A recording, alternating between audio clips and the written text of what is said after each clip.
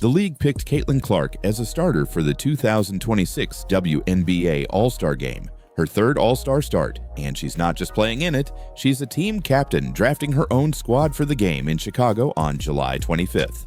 Think about the timing here. In the middle of injury concerns, a suspension controversy, and a political firestorm, the WNBA put Clark front and center on one of its biggest stages of the year. Two of her own Fever teammates, Aaliyah Boston and Kelsey Mitchell, are starting right alongside her. Some fans saw this as the league trying to smooth things over, reminding everyone why Clark matters so much in the first place. Others saw it as simple and fair. She's averaging over 21 points and more than 8 assists a game this season. Star numbers, star treatment. But there's a deeper story hiding in this selection. All-Star games are usually about celebration. This one feels different. It feels like a spotlight the league needed to shine, right when Clark's story could have gone in a much darker direction. And that spotlight is about to get even brighter, because while critics keep arguing about fouls and politics and fairness, the actual numbers tell a story that nobody in the WNBA can afford to ignore. 1.04 million people. That's the average audience that tuned in to watch Caitlin Clark and the Fever take on the Los Angeles Sparks on a Wednesday night on cable at 10 p.m. Eastern. That is not a normal number for the WNBA. That is a historic first. Think about everything that happened around Clark this season. Injuries, a suspension controversy, Congress getting involved, a nickname turned into a political headline. Through all of it, none of it scared fans away. If anything, it pulled more people in. This is the part that critics keep missing. Every controversy, every hit, every headline about Clark somehow turns into more eyeballs on the WNBA. Love her or hate her, people are watching. And in television, watching is the only number that actually matters. So here's the real story underneath all 5 of these headlines. A player gets hurt, a rival gets suspended, politicians get involved. The league doubles down by making her an all-star captain. And ratings hit numbers this league has never seen before. Caitlin Clark isn't just surviving one of the messiest stretches of her career. She's making the entire league more valuable because of it. And that leaves one question every fan should be asking right now. What happens to the WNBA the day Caitlin Clark isn't at the center of the storm anymore? Then came the update. Clark was cleared, available for Wednesday's game against the Golden State Valkyries. But here's the catch. She's limited to about 25 minutes. For a player who normally controls the entire game, that's a massive restriction. It means the Fever have to figure out how to win with a smaller version of their franchise player on the floor. Looks like the Indiana Fever are up to their usual scammy, shady, shiesty tricks. Looks like Caitlin Clark gonna be playing today, but Aaliyah Boston won't be playing today. Aaliyah Boston will be playing tomorrow, but Caitlin Clark won't be playing tomorrow. Caitlin Clark minutes restriction. The girl says she's fine. The Indiana Fever up to their typical shady ways. Fans buying tickets with no idea what they are even walking into, who's playing, who's not playing. Is Caitlin free of minutes restriction? Is Caitlin only playing 15 minutes? Nobody knows.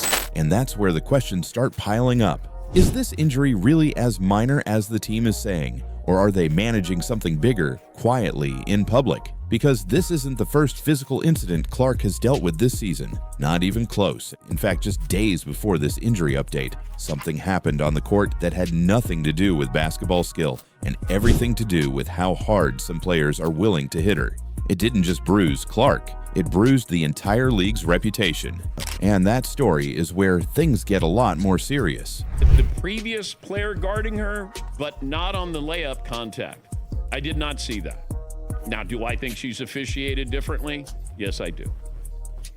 And that's unfortunate, because that's what I want to know. Now, what are you doing, the WNBA? And Kathy Engelbert needs to talk to somebody. If she doesn't want to talk to me, talk to somebody so we can at least get a face attached to this that can give us, what's the reasoning here? What's the logic here? Because something's there. I don't think anybody can sit here and go, well, it's nothing to see here.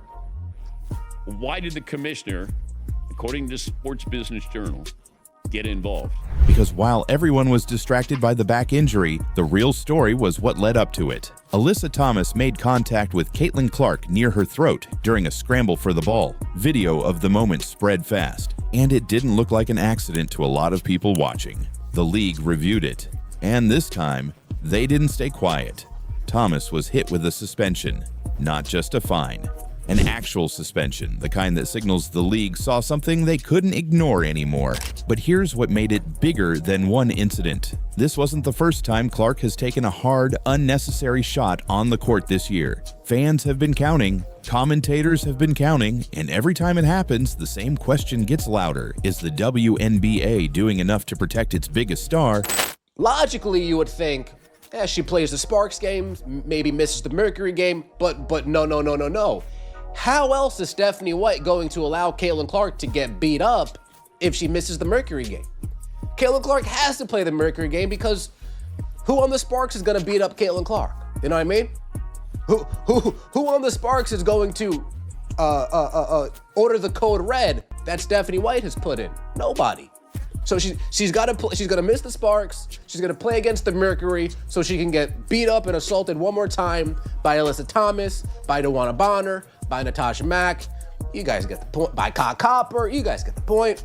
Because Clark isn't just a player anymore. She's the reason cable numbers are breaking records. She's the reason casual fans are tuning in for the first time. And every hard foul that goes unpunished makes it look like the league is willing to risk its golden goose. This time, the punishment came, but the anger didn't stop there. It escalated into something nobody expected. Politicians got involved, and once Washington starts paying attention to your league, you know the story has stopped being just about basketball. The criticism of WNBA officiating has now reached Capitol Hill. Think about that. Just days after Indiana Fever star Caitlin Clark publicly called on the league to do a better job of protecting its players, a group of Republican lawmakers is demanding answers from WNBA Commissioner Kathy Engelbert.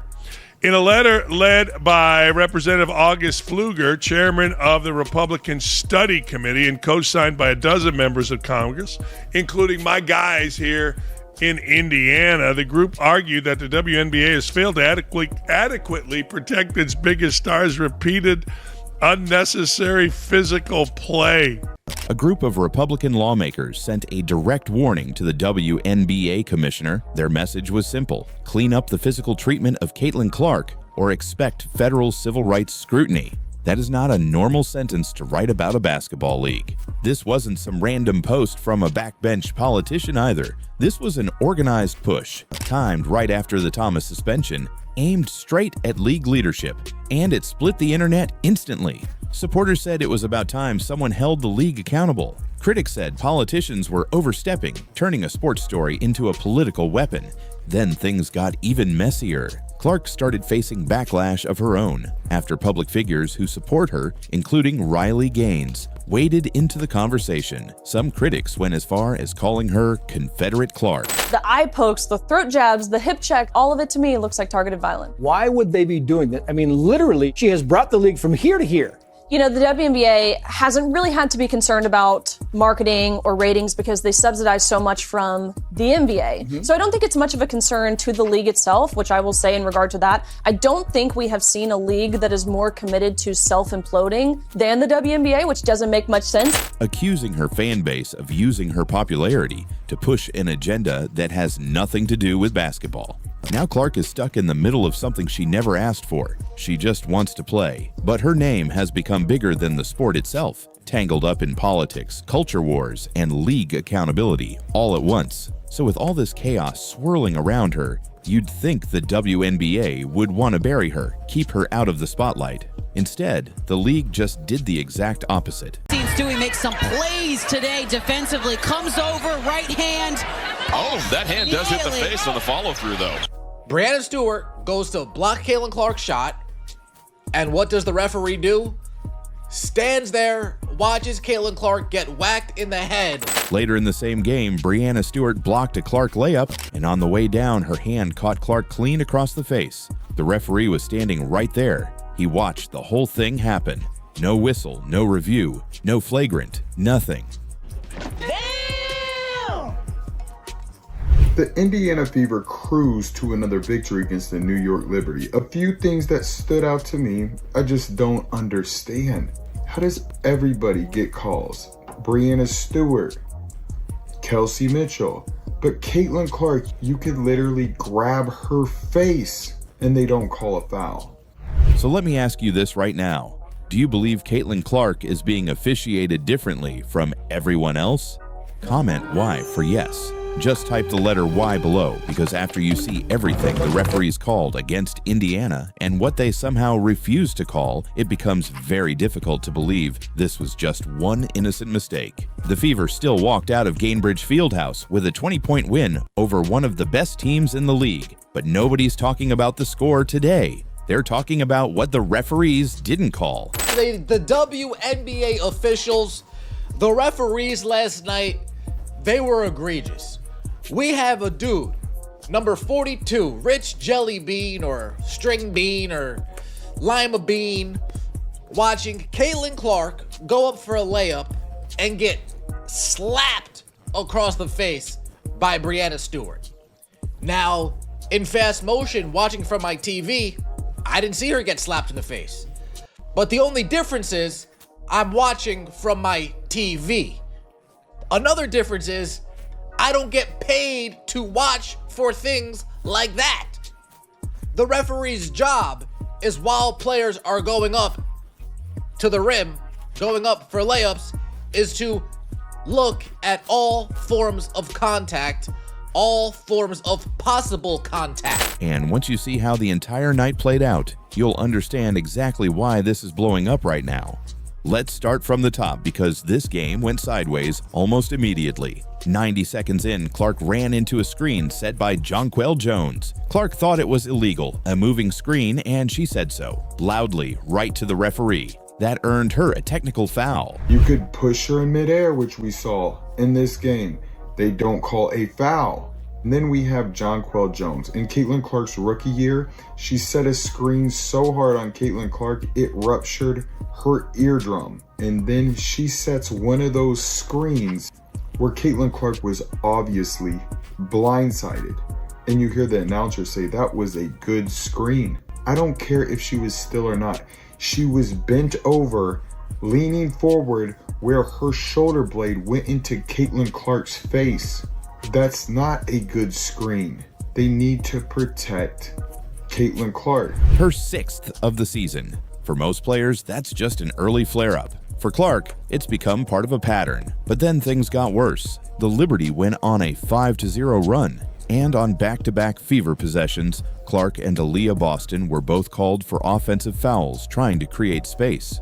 First Clark catching a handoff and trying to get to her spot. Then Boston, seconds later, on a steal, trying to shrug off a defender on the way up the floor. 2 Fever players, 2 whistles, back to back. The Gainbridge Fieldhouse crowd did not take it well. They booed, loudly. One reporter courtside described it as the crowd getting restless as the calls piled up against the home team.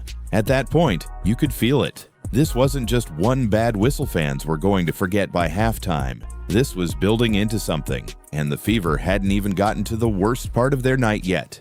That's when things stopped being about 2 questionable whistles and turned into something much bigger. Later in the game, Clark drove into traffic and put up a layup. Breanna Stewart rose up to meet her at the rim and blocked the shot clean. That part isn't in question. Nobody's mad about the block. It's what happened next. As Stewart's hand came down, it swept across Clark's face. Not a shove, not an elbow, but contact to the face, on camera, in real time. At this play, Caitlin Clark, how much longer are we going to have to deal with this? Caitlin Clark goes up for the layup, gets absolutely slapped in the face. Should have been a flagrant foul, but nope, not even a common foul. They're saying she was getting abused last night. Take a look at this. Caitlin Clark goes up for it. There's no body contact. So there's no body contact at all. So at this point, what should the official be looking at? The follow-through, right? What should the official be looking at? There's no possible body contact at this. So the official should be looking at the upper part of her body. Is there a contact on the hand? Is there contact on the head? Is there contact on the shoulder? Where are there possible points of contact? And unfortunately for Caitlin Clark, the possible point in contact happens to be on her face, right on her head. Caitlin Clark grabs her nose, goes down, play on. Again, it's not my job. It's this dude's job to look for that. I'm watching from a TV screen. I'm watching from an itty bitty TV screen. This guy is literally 6.5 feet away from the play taking place. And I'm supposed to believe he doesn't see Caitlin Clark get whacked in the head? And directly behind the play was referee Roy Gulbayan with a clear look at exactly what happened. He didn't call it. No foul, no review sent up, no flagrant. The game just kept moving like nothing happened. But social media didn't let it go that easily. One widely shared reaction summed up what a lot of fans were thinking in real time. Stewie follows through on a clean block and claws Caitlin in the eye. No review. It's like the whole system is just beefing with her. Olivia Miles has a police escort through the lane to the basket. Caitlin is challenged even if she has her defender beat. Here's the thing. She literally watched her hand hit her face. She knew what she... Yeah, not saying it's intentional, but the gap between what gets reviewed and what doesn't when it involves Clark is wide enough now that it's a legitimate pattern, not a one-off. Yeah, it's a legitimate pattern. It's not a one-off at all. Yeah, if I'm Caitlin Clark and I'm getting whacked like this and fouls aren't getting called in my favor, yeah, I would probably be pissed at the referees too. And here's the part that makes this bigger than one missed call. This isn't the first time this season fans have questioned whether Clark gets the same whistle everyone else does. It's been a storyline all year, how much contact she absorbs and how often officials let it slide. This one just happened to get caught on an angle where there was zero doubt about what viewers were seeing. A block, then a hand across the face, then silence. Meanwhile, on the other end of the floor, Aaliyah Boston was fighting foul trouble of her own, picking up her fourth personal early in the fourth quarter. 2 Fever starters, 2 different foul situations in the same game, same referee crew under the microscope, and it kept happening in front of a home crowd that was already primed to boo the second another whistle went against Indiana. By the fourth quarter, this game wasn't about the Liberty anymore. It was about every single call the officials were making or refusing to make every time a Fever player touched the ball.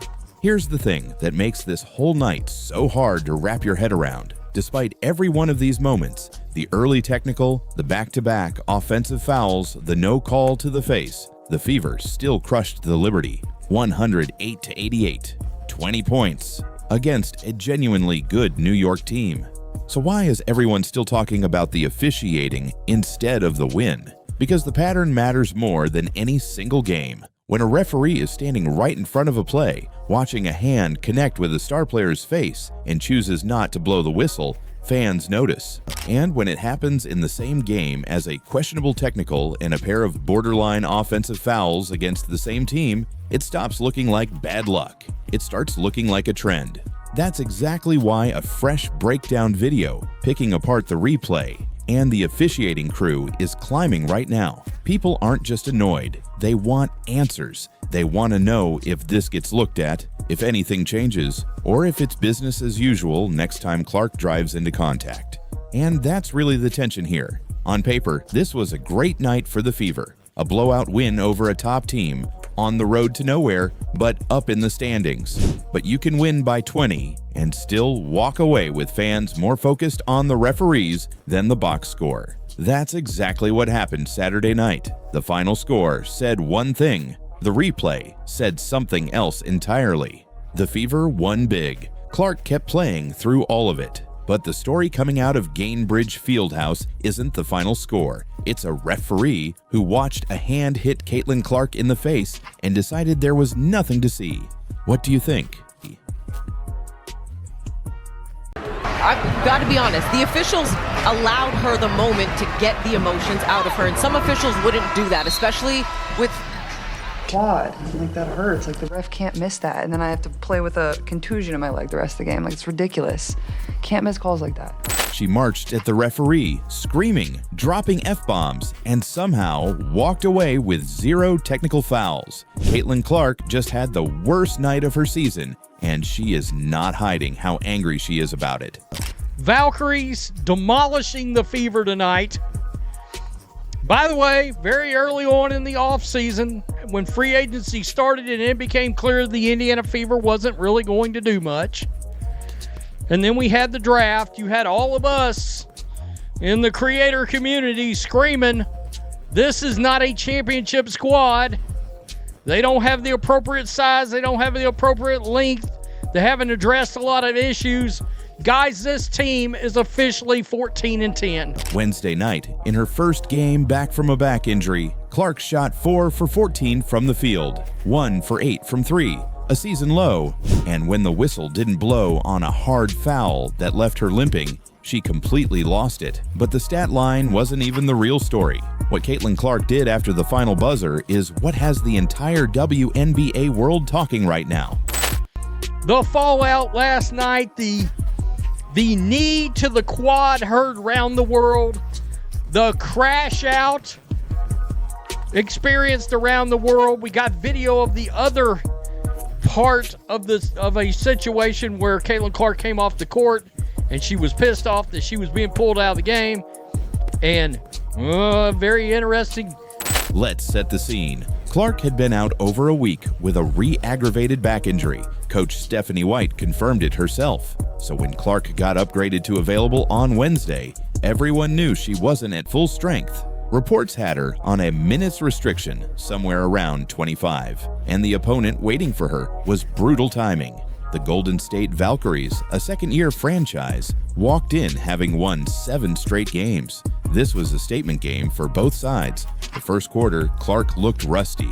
Nobody panics over one rusty quarter, not for her, but then the second quarter happened, and that's when the whole night flipped. Clark drove hard to the rim for a layup. Kaya Stokes met her at the basket. Contact. Clark hit the floor.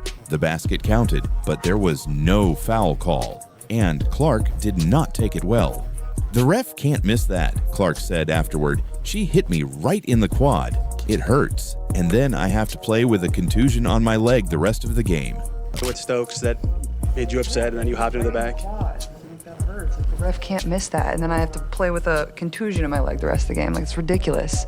Can't miss calls like that. That's when things stopped being about basketball. Clark went straight at the official, not a quiet word. A full sprint toward her, yelling from point-blank range. Multiple reports say she dropped F-bombs, arguing that the Fever weren't getting the same whistle Golden State was getting all night. It was on and popping in this game. Even make a move to try to keep Burton off.